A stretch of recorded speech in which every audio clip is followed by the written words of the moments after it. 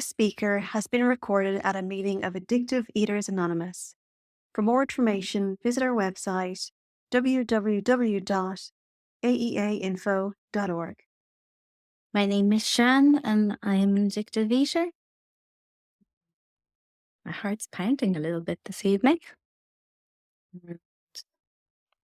What's going through my head is pause, breathe, all is well. Welcome to anybody who's new. I was having a little think yesterday about what it is that I would like to share this evening, and over the last number of weeks, maybe about 5 or 6 weeks, I think about 3 times I've opened up one of our AA books and just randomly, and it's fallen on the same page each time. And there's a paragraph on this page that I particularly like, and I just thought I'd read out the paragraph to you. It's taken from the book Alcoholics Anonymous, 12 and 12, and it's on page 106 into page 107. And it says, when a man or a woman has a spiritual awakening, the most important meaning of it is that he has now become able to do, to feel, and to believe that which he could not do before on his unaided strength and resources alone. He has been granted a gift which amounts to a new state of consciousness and being. He has been set on a path which tells him he is really going somewhere and that life is not a dead end. And as I say, I've been reading that paragraph a few times over the last few weeks. And just yesterday when I opened up the book again, it fell to this page. So I thought I'll share it and read it again. The other thing that crossed my mind recently is that I found this fellowship and this way of life when I was 23, and I've just turned 40. And I can honestly say that what this program, this way of life has done for me has given my life such meaning and joy and happiness in a way that I couldn't have really imagined possible. Because when I came first, I just found life desperately hard. And I found how I felt inside very uncomfortable. And I struggled with relationships. I was doing a lot of lying. I was doing a lot of stealing. And I was consumed by self. And I don't really particularly recall loving the taste of food because I was just one of those addictive eaters that just ate so quickly. But I do often remember how food gave me comfort. And for those brief times where I was binging or eating or overeating, I just wasn't really thinking about anything else. The racing mind that I had seemed to quieten down. And so my thinking shifted from whatever it was I was thinking about or obsessing about to just eating. And so as the food eased the uncomfortableness that I felt initially, it always followed with this horrible feeling of guilt and just feeling disgusting. I just felt disgusting. And how did this sort of behavior happen again? And then again, followed again by a real firm resolution that I'd be better disciplined and I wouldn't do that again. And I'd get on a diet and I'd exercise it all off. When I was losing weight and my session shifted from wanting to eat all the time to losing weight and not eating, I didn't get any comfort from that, but I certainly got a high and I got an adrenaline rush from that. So they were my kind of two states of being by the time I reached here. I was either miserable because I couldn't stop eating, or I was on a high because I was not eating. And I had no real idea how unmanageable the rest of my life was. I just knew I didn't know how to live it and be okay. And then I started coming to meetings and I heard members talking about this spiritual awakening, and I didn't fancy that either because I knew that people who were spiritual did a lot for other people and thought a lot for other people and did kind things. And I wanted to be able to do those things, but I didn't want to have to work for it. In my selfish way of being, I started to do things that were suggested to me to try and help myself because I was doing it for others. It talks there about in the reading I read out, just that the most important meaning of a spiritual awakening is that he's now become able to do. And what were the things that I started to do? I started to go to more meetings and I started to listen. I'm not sure I heard very much, but I did notice a difference in the members of this fellowship compared to other fellowships I had been in. And what else did I do? I asked somebody, would she be willing to sponsor me? And then I started doing exactly what I was told, which I had not done before. In previous times, I had done bits of what I thought I could manage, but I had never just thrown in the towel and said, tell me what to do because I can't manage this myself. So that was the beginning of the change. What else did I do? I started phoning when I was told that she was available and other members then that I had contact numbers for.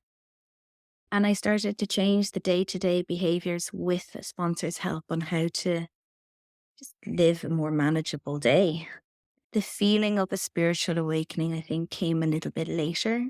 The first time I ever remember noticing that I reacted that kind of sane way or normal way around food was when a tray of donuts was presented to me.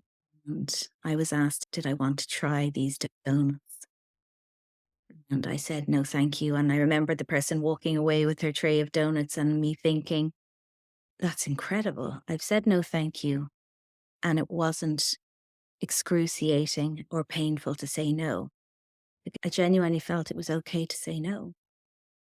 And I think that was the first time I recognized that something was shifting.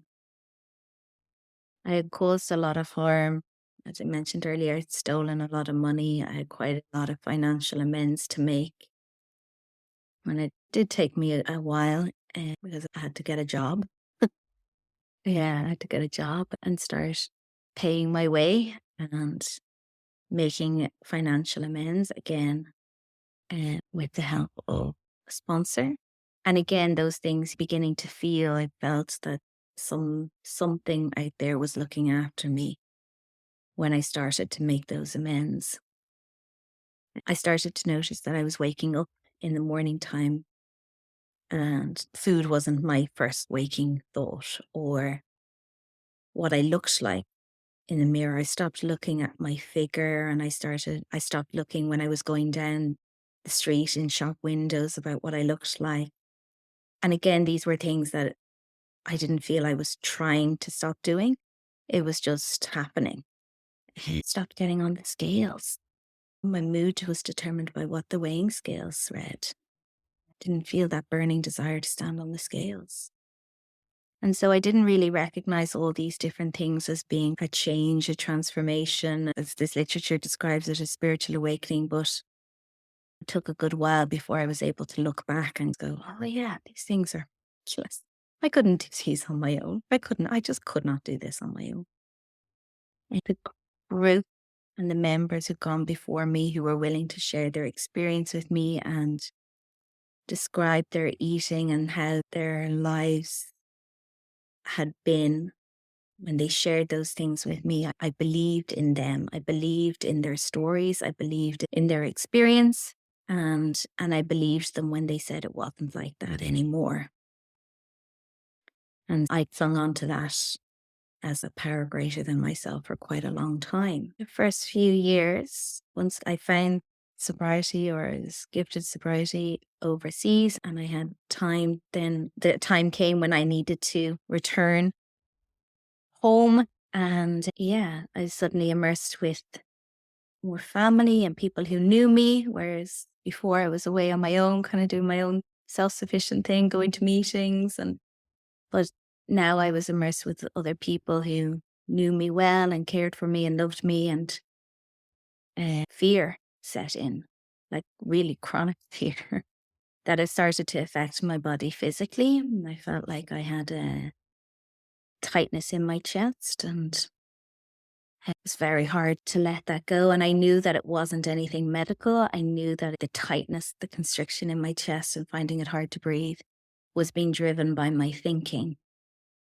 And it went on quite a long time, but I just kept doing all the things that I was being guided and told to do. And I kept sharing about that, not at meetings per se, but with my sponsor at the time and with a couple of close other members. They knew about it, and it went on quite a while. But I did get to the point where I don't know if a member shared it with me or I heard it at a meeting. I don't think that I came up with this thought myself, but the thought did come to me once that I may have this physical pain that's been driven from my thinking for the rest of my life. And if that is to be the case, then I'm okay with that.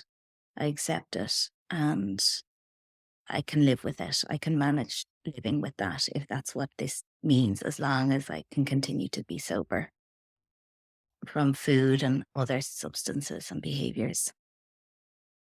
And that pain lifted. I can't say it lifted on that day, but it certainly lifted. And I don't experience anything like what I did in those first few years or early days. And so I look back at that time and I think that has to have been another one of these spiritual type of awakenings. Again, something out there looking after me, doing for me what I can't do. I used to feel that life was a dead end when I couldn't stop doing what I was doing when I really wanted to stop. When I could see that when I put one substance, I call it semi down, as in it wasn't at the forefront, another one came up and wreaked havoc. I used to go to bed at night and think, in addiction, and think, not another day. Since coming into sobriety, I just haven't felt that way. Haven't felt that way in, 16, 17 years. I haven't felt where I've woken up and just thought, not another day of this. And I've been blessed with members of this fellowship who continue to share with me and laugh with me. And we have great fun just talking about our lives and our minds. And I learn from others and watching others do things for other people, which I really enjoy. Thing for me today is when I do things for others is I have to really try to keep my mouth shut and not go on about the things I've done for others. That's the true meaning of giving. Can I do and not look for credit for it? I'm constantly being guided with the day-to-day things. So today, I don't believe that I'll pick up a substance, but I absolutely know that I need everything that this program and this way of life has to offer in order just to be sane and in order to not pick up again. So, yeah, if you're new, it was suggested to me at the beginning just to keep coming back. And that's probably all I could manage at that stage. Could I come back again? Could I sit and listen and try and identify and try and relate? And if I did, which I did, then could I just come back? And so thank God I'm still here. So I'll leave it at that. I wish everybody well, and thanks for asking me to share.